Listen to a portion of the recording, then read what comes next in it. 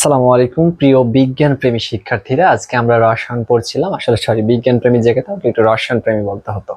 আচ্ছা, তো আমরা রসায়ন পড়ছিলাম। তো রসায়নের আমরা তৃতীয় অধ্যায় পরমাণুর গঠনের, আমরা পদার্থের গঠনের আমরা আহ একটা ক্লাস করেছি এবং ওই ক্লাসে খুব বেশি কিছু আলোচনা হয়নি, জাস্ট মৌলিক কিছু কথাবার্তা এবং চ্যাপ্টারটার একটা ম্যাপ দেখানো হয়েছিল, চ্যাপ্টার ম্যাপটা বোঝানো হয়েছিল ঠিক মতো। তো আমরা গতকাল মেবি মৌলের প্রতীক পর্যন্ত পড়েছিলাম। আজকে আমরা যেটা পড়বো সেটা হচ্ছে পরমাণুর কণিকা এবং পরমাণুর পরিচিতি। কালকে আমরা পরমাণু এবং অণু সম্বন্ধে আলোচনা করেছিলাম, যে পরমাণু মৌলিক পদার্থের ক্ষুদ্রতম কণা এবং যার ভেতরে মৌলের গুণাগুণ বিদ্যমান, এবং এটা প্রকৃতিতে পরিবেশে মুক্তভাবে বিরাজমান নয়। আর অণুর কথা পড়েছিলাম আমরা, যে অণু হচ্ছে এক বা একাধিক পরমাণু সংমিশ্রণে সংযুক্ত হয়ে গঠন করে, অর্থাৎ এক বা দুই বা ততোধিক পরমাণু যখন ইলেকট্রন শেয়ার আদান প্রদান আদান প্রদান এবং শেয়ারের মাধ্যমে সংযুক্ত হয়, তখন সেটাকে আমরা অণু বলি। এবং অণুটা আমরা বলেছিলাম যে ইন্টারনাল স্টেট হচ্ছে স্টেবল, অর্থাৎ সে বাইরে বা প্রকৃতিতে মুক্তভাবে বিরাজ করতে পারে। ঠিক আছে, তো এই হচ্ছে ঘটনা। তো আমরা আজকে যেটা পড়বো সেটা হচ্ছে পরমাণু কণিকা এবং পরমাণুর পরিচিতি নিয়ে। তো পরমাণুর ভেতরে যদি আমরা একটু ঢুকি, তো আমরা একটু ঢুকি, চলো, যে পরমাণুর ভেতরে যদি আমরা একটু ঢুকি। হ্যাঁ, পরমাণু যেটাকে আমরা বলছি অ্যাটম। তো এই অ্যাটম বা পরমাণুর ভেতরে যদি আমরা ঢুকি, তাহলে আমরা তিনটা জিনিস দেখতে পাই। প্রথমত তিনটা জিনিস আমরা দেখতে পাই। কি কি? একটা হচ্ছে স্থায়ী মূল কণিকা, একটা আমরা দেখতে পাই স্থায়ী মূল কণিকা, স্থায়ী মূল কণিকা একটা দেখতে পাই আমরা, স্থায়ী মূল কণিকা। আরেকটা আমরা দেখতে পাই অস্থায়ী মূল কণিকা, অস্থায়ী মূল কণিকা। অস্থায়ী মূল কণিকা সম্বন্ধে তোমাদের পাঠ্য বইয়ে যদিও লেখা নাই, তারপর আমি একটু অধ্যায়টা বেসিকটা শক্ত করার জন্য, বোঝাবার সুবিধার্থে একটু আলোচনা করছি। আর আরেকটা যেটা পাই সেটা হচ্ছে কম্পোজিট কণিকা।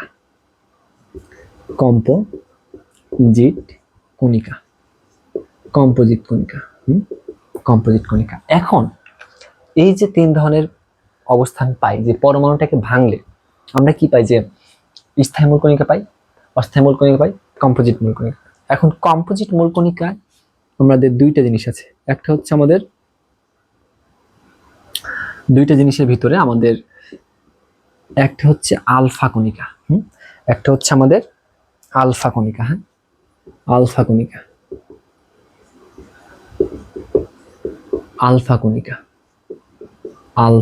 কণিকা এবং আরেকটা আমাদের ডিউটেনাম,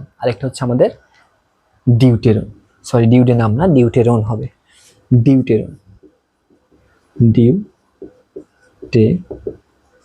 ডিউটেরন পাই। ওকে, ডান। এবং এই যে অস্থায়ী মূল কণিকা, এর ভিতরে আমরা পাই মেসন, তারপরে আমরা পাই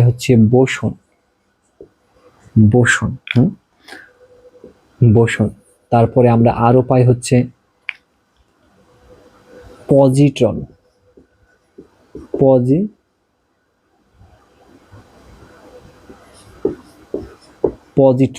তারপরে আমরা পাই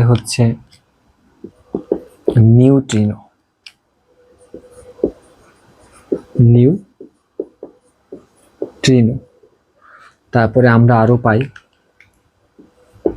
অ্যান্টি নিউট্রিনো,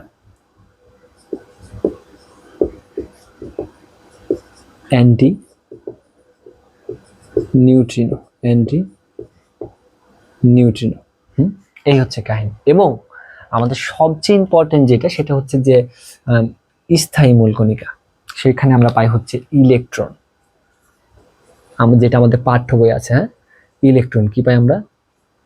ইলেকট্রন। এবং আমরা আরেকটা পাই, সেটা আমাদের, তোমরা সবাই নিশ্চয়ই জানো, যে প্রোটন আর নিউট্রন। আরেকটা পাই আমরা প্রোটন, লাস্ট ওয়ান হচ্ছে আমাদের নিউট্রন। এই হচ্ছে কাহিনী, এই হচ্ছে কাহিনী। তাহলে আমরা পরমাণুকে ভাঙলে 3 ধরনের জিনিস পাই, স্থায়ী মূল কণিকা, অস্থায়ী মূল কণিকা, কম্পোজিট কণিকা। এখন স্থায়ী মূল কণিকার ভিতরে কি আছে? Electron, proton, neutron. তারপর হচ্ছে অস্থায়ী মূল কণিকার ভিতরে আছে motion, boson, positron, neutrino, anti neutrino. These are temporary. হ্যাঁ, মানে হচ্ছে অস্থায়ী, মানে একটা অবস্থায় থাকতে পারে, আবার সেটা বিলুপ্ত হয়ে যায় একটা সময়ের পর, বা একটা নির্দিষ্ট সময়ের পর, বা একটা অবস্থানের পর সেটা বিলুপ্ত হয়ে যায়। অর্থাৎ দিজ আর টেম্পোরারি। অস্থায়ী মূল কণিকা এবং কম্পোজিট মূল কণিকা, দিজ আর টেম্পোরারি। হ্যাঁ, এবং এটা কোনো কোনো পরমাণুতে থাকতে পারে বা কোনো কোনো পরমাণুতে নাও থাকতে পারে, কখনো কখনো থাকে আবার কখনো কখনো নাও থাকে। তাহলে Mason, boson, positron, neutrino, anti neutrino, এরকম আরো কিছু কণিকা আছে। এবং কম্পোজিট আমরা আলফা এবং ডিউট্রন দেখছি। এবং আমাদের মোস্ট ইম্পর্টেন্ট যেটা, সেটা হচ্ছে কি স্থায়ী মূল কণিকা, ইলেকট্রন, প্রোটন, নিউট্রন। এবং এই ইলেকট্রন, প্রোটন, নিউট্রন প্রত্যেকটা পরমাণুতেই থাকে। ইলেকট্রন, প্রোটন, নিউট্রন থাকে। এবং আমাদের এই চ্যাপ্টারের এই জিনিসগুলা যে আমরা এত সহজে পেয়ে যাচ্ছি, মনে করছি আসলে এত সহজ না।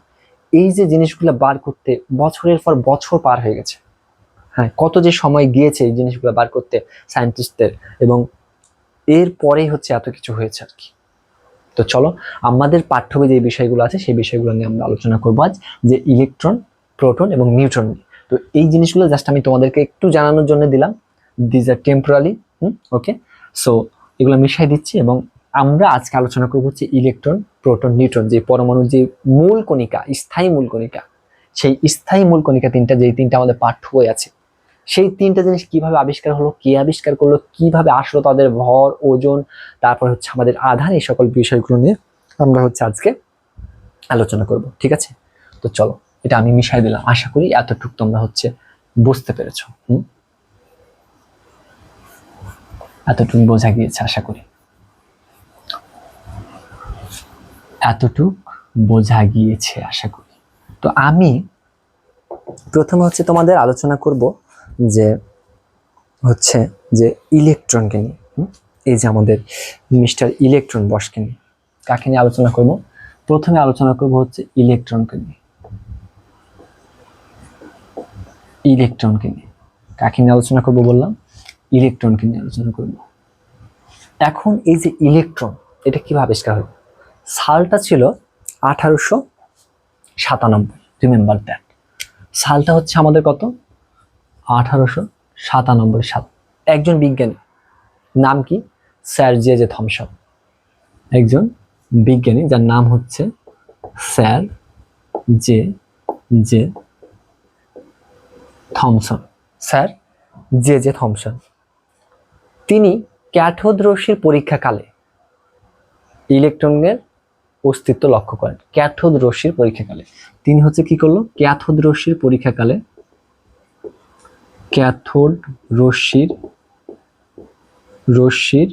পরীক্ষাকালে, ক্যাথোড রশ্মির পরীক্ষাকালে, ক্যাথোড রশ্মির পরীক্ষাকালে, ক্যাথোড রশ্মির পরীক্ষাকালে কি করলো? ইলেকট্রনের অবস্থান লক্ষ্য করলো। ইলেকট্রনের অবস্থান লক্ষ্য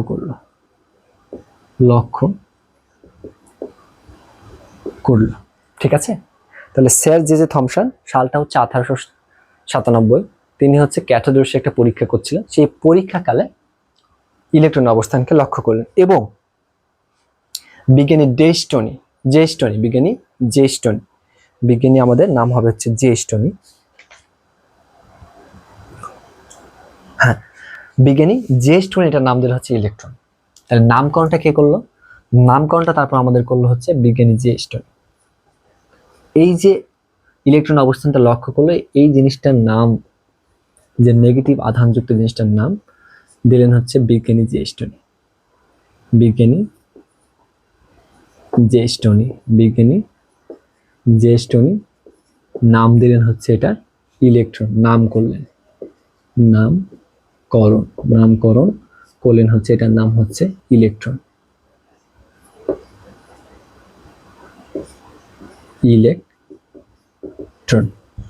ক্লিয়ার? Absolutely clear. এবং তখন আস্তে আস্তে আবিষ্কার হলো যে ইলেকট্রনের প্রতীক, এই যে ইলেকট্রন, এইটার প্রতীক প্রতীক প্রতীক হলো হচ্ছে ই, ই প্রতীক দিয়ে এটাকে প্রকাশ করা হলো। বা এটাকে তুমি এভাবেও লিখতে পারো যে ই মাইনাস, যেহেতু এর চার্জ হচ্ছে ঋণাত্মক, এর চার্জ হচ্ছে ঋণাত্মক এবং এর চার্জের পরিমাণ হচ্ছে, চার্জ বা আধান, ইলেকট্রনের চার্জ বা আধানের পরিমাণ হচ্ছে, আধানের পরিমাণ হচ্ছে -1.60 গুণিত 10⁻⁻19 কুলম্ব। ক্লিয়ার? তাহলে চার্জ বা আধান হচ্ছে কত? 1.60 গুণিত 10⁻⁻19 কুলম্ব। এবং এই চার্জটা কি আবিষ্কার করে জানো? আরএ মিলিকান এই চার্জ আবিষ্কার করলেন, এই চার্জ আবিষ্কার করলেন যে বিজ্ঞানী, সেই বিজ্ঞানীর নাম হচ্ছে কি? RA Millikan. চার্জ আবিষ্কার করা বিজ্ঞানীর নাম হচ্ছে আরএ মিলিকান। আরএ মিলিকান এই বিজ্ঞানী হচ্ছে ইলেকট্রনের চার্জটাকে আবিষ্কার করেছে। ক্লিয়ার? ওকে।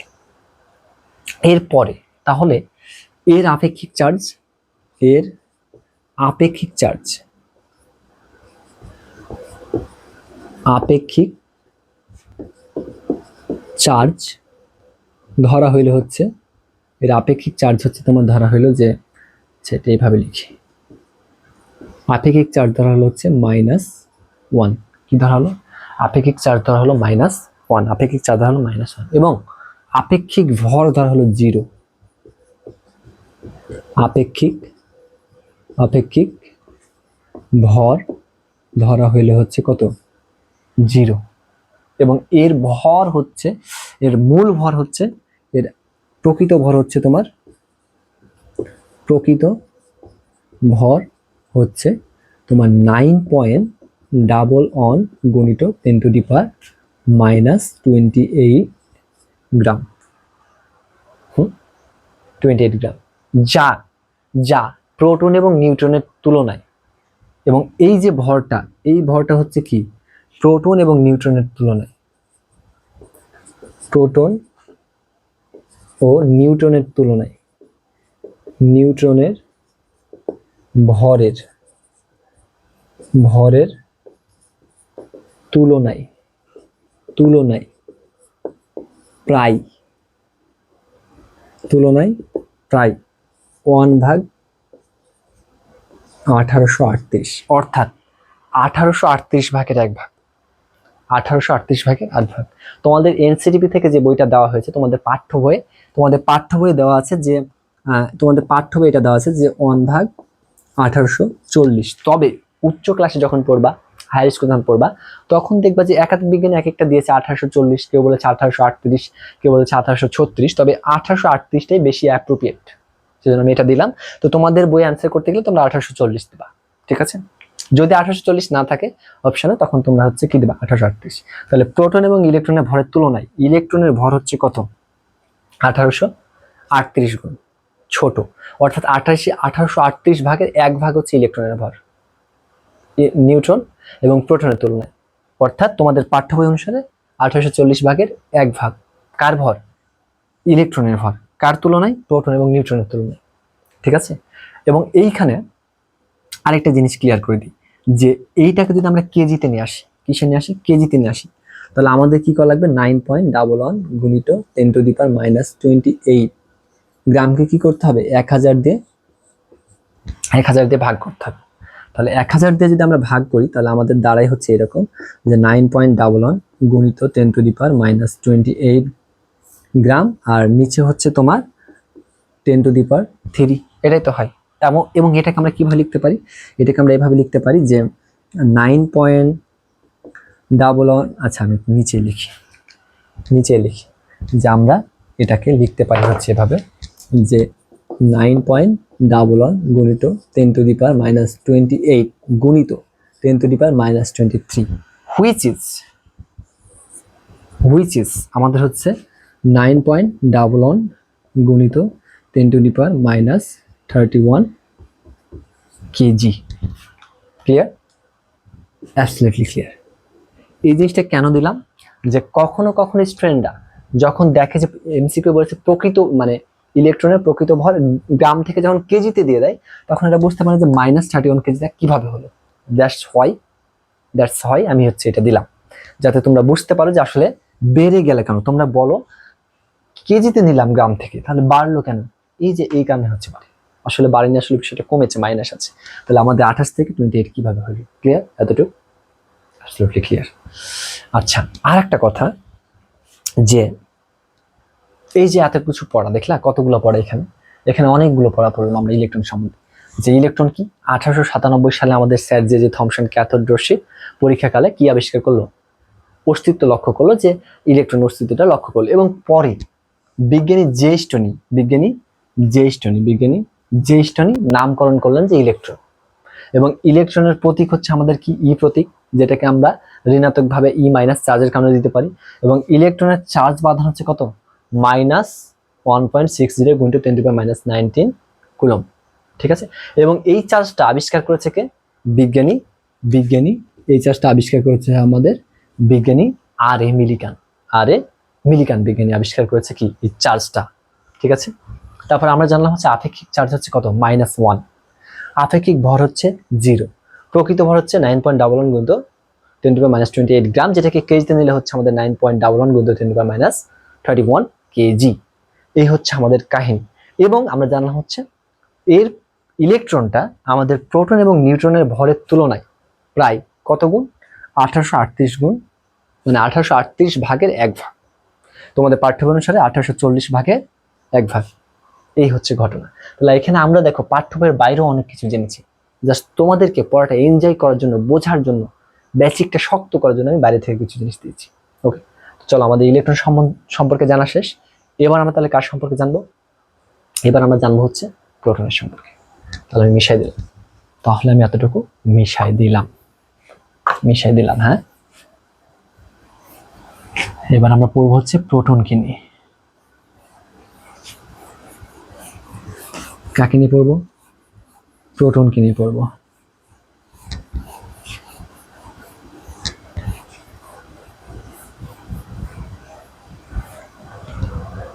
চলো এবার একটু আমরা কাকে নিয়ে পড়ি? প্রোটনকে নিয়ে পড়ি।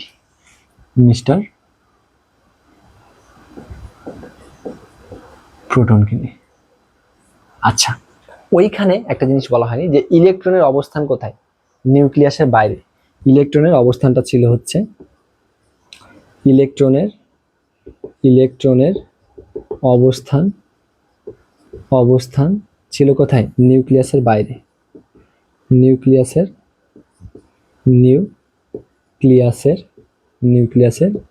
বাইরে ইলেকট্রনের অবস্থান নিউক্লিয়াসের বাইরে। এই জিনিসটা একটু মাথায় রাখতে হবে, প্লিজ রিমেম্বার দ্যাট। ওকে, ডান।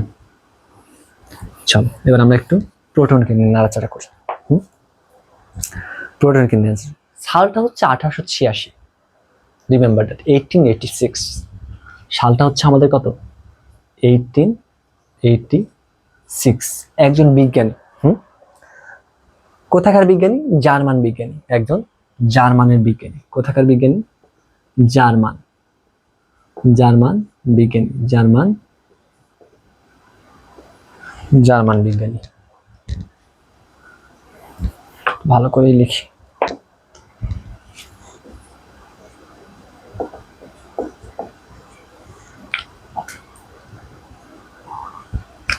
কত বললাম? সালটা হচ্ছে আমাদের 1886, 1886। হ্যাঁ, বিজ্ঞানী হচ্ছে আমাদের কোথাকার? জার্মান বিজ্ঞানী। জার্মান বিজ্ঞানী। নামটা কি জানো? গোল্ডস্টাইন। নামটা হচ্ছে আমাদের গোল্ডস্টাইন। জার্মান বিজ্ঞানীর নাম হচ্ছে গোল্ডস্টাইন। জার্মান বিজ্ঞানী গোল্ডস্টাইন। তিনি কি করেছিল?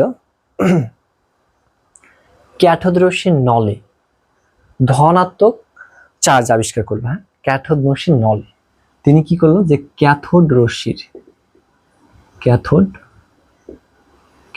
রশ্মির নলে তিনি যেটা করলেন হচ্ছে, ক্যাথোড রশ্মির নলে ধনাত্মক, হ্যাঁ, ধনাত্মক আধান, ধনাত্মক আধান আবিষ্কার করলেন, ধনাত্মক আধান আবিষ্কার করলেন, ক্যাথোড রশ্মির নলে ধনাত্মক আধান আবিষ্কার করলেন,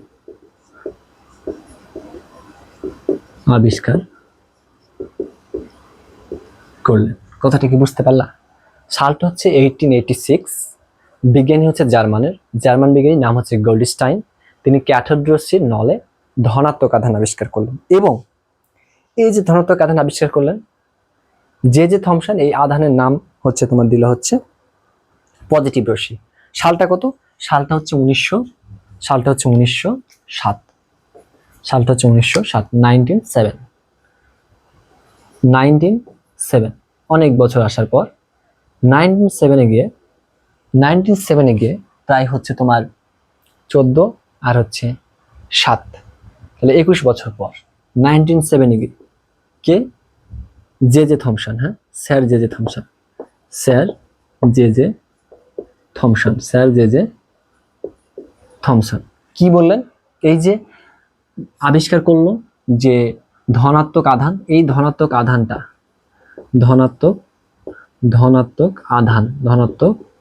আধানের নাম দিলেন। কি নাম দিলেন? যে ধনাত্মক রশ্মি। তিনি বললেন এটা হচ্ছে আমাদের পজিটিভ রশ্মি। কি বললেন? পজিটিভ রশ্মি। তিনি বললেন হচ্ছে পজিটিভ রশ্মি। এই হচ্ছে কাহিনী, ঠিক আছে? তাহলে 1986 সালে জার্মান বিজ্ঞানী গোল্ডস্টাইন কি করলেন? আমাদের ক্যাথোড রশ্মির নলে দেখলেন যে ধনাত্মক আধান লক্ষ্য করলেন, আবিষ্কার করলেন। তারপর প্রায় 21 বছর পর 1907 সালে স্যার জে থমসন বললেন যে এটা হচ্ছে একটা ধনাত্মক, তুমি যেটা দেখেছো সেটা হচ্ছে ধনাত্মক আধান, এবং এটা হচ্ছে পজিটিভ রশ্মি। তিনি নাম দিলেন যে পজিটিভ রশ্মি। এরপরে কয় বছর পর? এর হচ্ছে কিছু বছর পর, সালটা হচ্ছে আমাদের 1911, 1911 সালে, হ্যাঁ, বিজ্ঞানীর নাম হচ্ছে রাদারফোর্ড, হ্যাঁ, বিজ্ঞানীর নাম হচ্ছে রাদারফোর্ড, ঠিক আছে? প্রায় 4 বছর পর বিজ্ঞানীর নাম হচ্ছে রাদারফোর্ড 4 বছর নাড়াঘাটা করলো যে তোমরা তো এগুলা বললা, চলো আমি একটু দেখি কাহিনী কি। তো বিজ্ঞানী রাদারফোর্ড নাড়াচাড়া করলেন এবং তিনি আলফা বিচ্ছুরণ পরীক্ষাটা আবিষ্কার করলেন না, যে আমাদের পরমাণু মডেল দিলেন তিনি। ওই সময়তে পরমাণু মডেল আবিষ্কার যখন হইল, আলফা বিচ্ছুরণ প্রক্রিয়া পদ্ধতি ব্যবহার করে, যখন তিনি স্বর্ণের পাত্রের উপর আলফা বিচ্ছুরণ করলেন, স্বর্ণ এবং জিঙ্কের পাত্রের উপর, ওই যে আমাদের রাদারফোর্ডের পরমাণু মডেলটা আবিষ্কৃত হলো, ওই সময়তে তিনি এটার নাম দিলেন হচ্ছে যে এটা আসলে একটা পরমাণুর অবস্থা। তিনি বললেন যে এটা পরমাণুর অতি সাধারণ সূক্ষ্ম কণা। হ্যাঁ, তিনি বললেন যে অতি সাধারণ কণা। তিনি বললেন এটি হচ্ছে পরমাণুর অতি সাধারণ কণা বা বস্তু, এবং তিনি এটার নাম দিলেন হচ্ছে প্রোটন, ঠিক আছে? এবং এটার নাম তিনি বললেন হচ্ছে প্রোটন। এটার নাম তিনি বললেন কি? প্রোটন। তাহলে বুঝতে পারলাম প্রোটনটা আবিষ্কার হলো কত বছর ধরে। সেই 1800 সালে আমাদের পরমাণু নিয়ে নাড়াঘাটা হইলো, মতবাদ হইলো। তারপর আমরা ভেঙে দেখলাম যে পরমাণুর ভিতরে এত কিছু আছে। কিভাবে কি একদিনে কি বের হয়ে গেছে? না, সায়েন্টিস্টদের বিভিন্ন বছরের, শত বছরের পরিশ্রমের ফল হচ্ছে এগুলা আজ আমরা ভোগ করছি। তাহলে কত কাহিনী ঘটেছে দেখো। 1886 সালে জার্মান বিজ্ঞানী গোল্ডস্টাইন ক্যাথোড রশ্মির নল ধনাত্মক আধান আবিষ্কার করলেন। ঠিক তার 21 বছর পর 1907 সালে স্যার জে থমসন ধনাত্মক আধান দেখলেন এবং তিনি বললেন যে এটা হচ্ছে পজিটিভ রশ্মি। তারপর 1911 সালে রাদারফোর্ড পরমাণু বললেন যে এটি হচ্ছে পরমাণু অতি সূক্ষ্ম কণা বা বস্তু, যেটার নাম তিনি দিলেন প্রোটন। ক্লিয়ার? এবং এই যে প্রোটনের প্রতীক তখন ধরা হলো যে হচ্ছে পি, এবং এটা কিভাবে প্রকাশ করা হলো? কারণ চার্জের কারণে। ক্লিয়ার? আচ্ছা, ক্লিয়ার। এরপরে প্রোটনের ভর কত তাহলে? এবং এর ভর হচ্ছে আমাদের 1.673 × 10⁻24 গ্রাম। 1.673 × 10⁻24 গ্রাম। ক্লিয়ার? যদি আমরা এটাকে কেজিতে নিই তাহলে কি হবে আমাদের 1.673 গুণিত 10⁻⁻27 কেজি। কিভাবে নিলাম? ওই যে দেখালাম 1000 দিয়ে ভাগ করে দিতে হবে, আগের বার দেখালাম সেম একইভাবে। ক্লিয়ার? আচ্ছা, ক্লিয়ার। তারপরে এটার আধান হচ্ছে চার্জ বা হচ্ছে আধান পজিটিভ, সিমিলার চার্জ কিন্তু পজিটিভ, 1.60 গুণিত 10⁻⁻19 কুলম। কত বললাম? একই চার্জ, তার মানে ইলেকট্রন এবং প্রোটনের চার্জ একই, জাস্ট অপোজিট। একটা ধনাত্মক আর একটা হচ্ছে আমাদের কি ঋণাত্মক, একটা ধনাত্মক আর একটা হচ্ছে আমাদের ঋণাত্মক। ক্লিয়ার? Absolutely clear. এবং এবং এবং এর আপেক্ষিক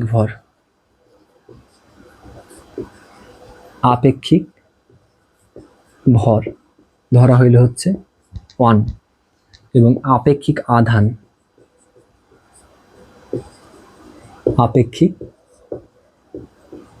আধান বা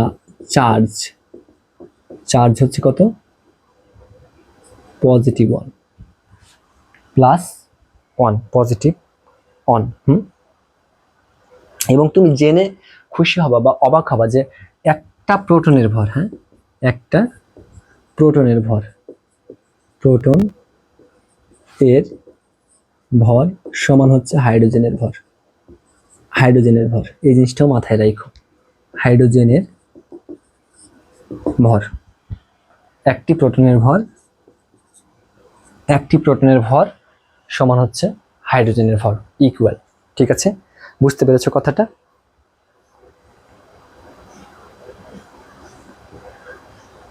এবং আরো একটা কথা, যে 1 মোল প্রোটনের ভর, এই কথাটা একটু মাথায় রেখো, যে 1 মোল প্রোটনের ভর সমান হচ্ছে অ্যাভোগাড্রোর সংখ্যা। অ্যাভোগাড্রোর সংখ্যাটা আমাদের কত ছিল জানো? 6.023 গুণিত 10⁻⁻24 গ্রাম। ঠিক আছে, তাহলে আমরা জানলাম যে 1 মোল প্রোটনের ভর সমান এত সংখ্যক প্রোটনের ভর।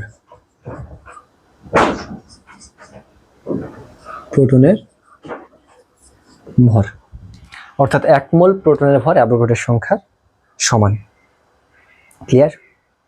এতটুকু কি ক্লিয়ার? ওকে। এবং এর অবস্থানটা কোথায়? এবং এর অবস্থান হচ্ছে পরমাণুর নিউক্লিয়াসের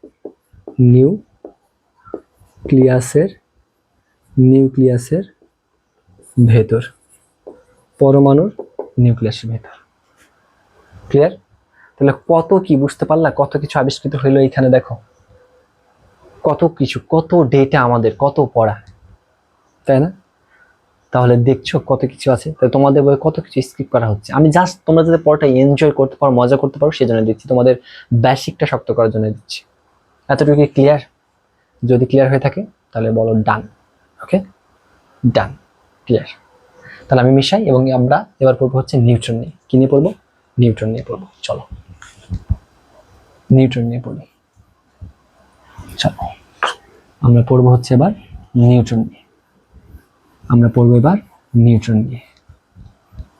পড়বো এবার কাকে নিয়ে? নিউট্রনকে নিয়ে।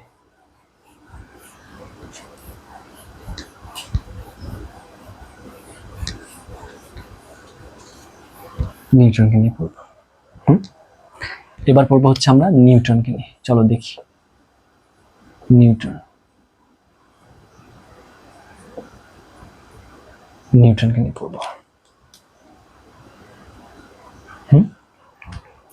নিউট্রনকে নিয়ে পড়তে গেলে আমাদের একটা জিনিস মাথায় রাখতে হবে, যে সালটা হচ্ছে 1920। তখন কি করলেন? রাদারফোর্ড কল্পনা করলেন, সালটা 1920, এবং রাদারফোর্ড হচ্ছে কল্পনা করলেন যে পরমাণুর ভিতরে এমন একটা বস্তু আছে যার চার্জ হচ্ছে নিরপেক্ষ এবং তার ভর আছে। তাহলে সালটা কত? সালটা হচ্ছে আমাদের 1920 সাল। কত বললাম? সালটা 1920। বিজ্ঞানীর নাম কি? রাদারফোর্ড। বিজ্ঞানীর নাম হচ্ছে রাদারফোর্ড। বিজ্ঞানীর নাম রাদারফোর্ড।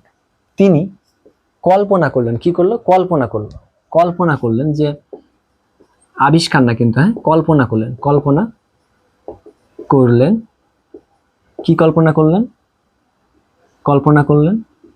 কল্পনা করলেন যে পরমাণুর ভেতরে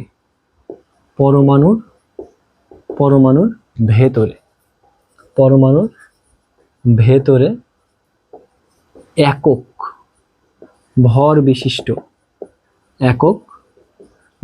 বিশিষ্ট পরমাণুর ভেতরে একক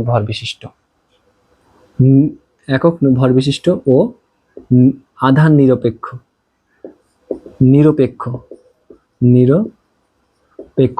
আধান, অর্থাৎ কোনো আধান বা চার্জ থাকবে না, আধানের বস্তু আছে।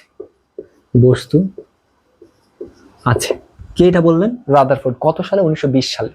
1920 সালে তিনি হচ্ছে কল্পনা করলেন যে পরমাণুর ভেতরে এমন একটা বস্তু আছে যেটার ওজন আছে, ভর আছে, কিন্তু কি নাই?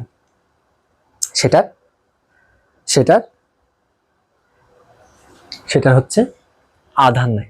এরপরে 10 বছর পর, কত বছর পর? এর 10 বছর পর, সালটা হচ্ছে 1930, 1930। এই 10 বছর পর সালটা হচ্ছে 1930। বিজ্ঞানীর নাম দেখো আছে। বিজ্ঞানীর নাম হচ্ছে কি বলতো? বিজ্ঞানী বুথ। টাকা তুলো না, ওই বুথ। ও বেকার। বিজ্ঞানী বুথ ও বেকার। নাম দেখেছো? হাই হাই, কি নাম! বুথ আর বেকার। বেকার নাকি বুথে টাকা তুলবে, তাই না?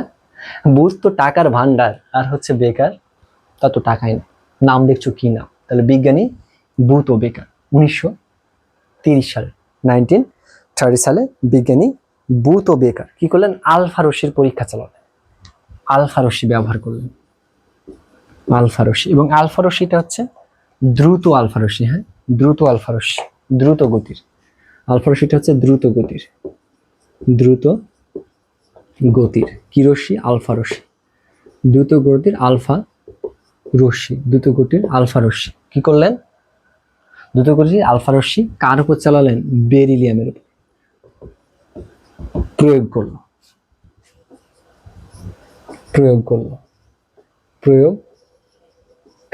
প্রয়োগকালে কি আবিষ্কার করলেন? নিউট্রন আবিষ্কার করলেন। প্রয়োগকালে নিউট্রন আবিষ্কার করলেন।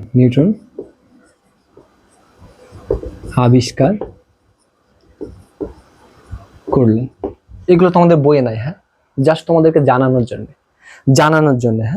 জন্য, ঠিক আছে? বুঝতে পেরেছো?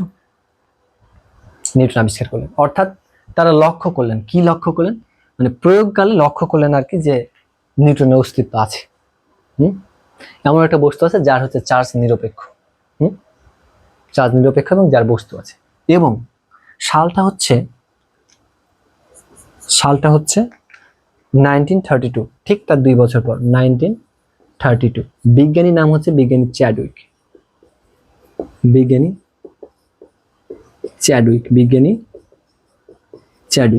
কি নাম?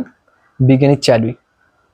এইটার নামকরণ করলেন, হ্যাঁ, নামকরণ করলেন যে এটা হচ্ছে নিউট্রন। ঠিক আছে, এটা হচ্ছে নিউট্রন। এবং এর প্রতীক, এবার আমাদের প্রতীক নিয়ে আলোচনা শুরু হয়। প্রতীক হচ্ছে আমাদের নিউট্রন। চার্জ যেহেতু নিরপেক্ষ, আমরা এভাবে লিখতে পারি। এবং এর ভর প্রায় প্রোটনের ভরের সমান। মানে প্রোটনের ভর থেকে সামান্য একটু বেশি, প্রায় সমান। এর ভর হচ্ছে 1.675 গুণিত 10⁻⁻24 গ্রাম। যেটাকে আমরা যদি কেজিতে নিয়ে আসি তাহলে কি হবে? 1.675 গুণিত 10⁻⁻27 কেজি। ক্লিয়ার? Absolutely clear. এবং এর চার্জ, তাহলে চার্জ যেহেতু নাই, চার্জ যেহেতু নাই, তাহলে আধান বা চার্জ, আধান বা চার্জ নাই অর্থাৎ জিরো। আধান বা চার্জ নাই অর্থাৎ হচ্ছে কি জিরো। এবং এর এর হচ্ছে আপেক্ষিক আধান, আপেক্ষিক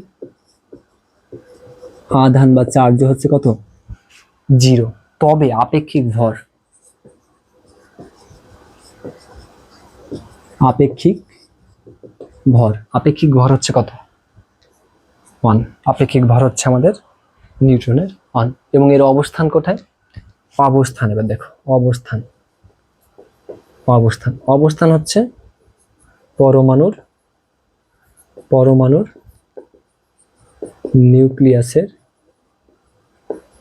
নিউক্লিয়াসের ভেতরে, পরমাণু নিউক্লিয়াসের ভেতরে। এই হচ্ছে কাহিনী, বুঝতে পেরেছো? তাহলে কত ফল, কত পরিশ্রমের ফল এগুলা।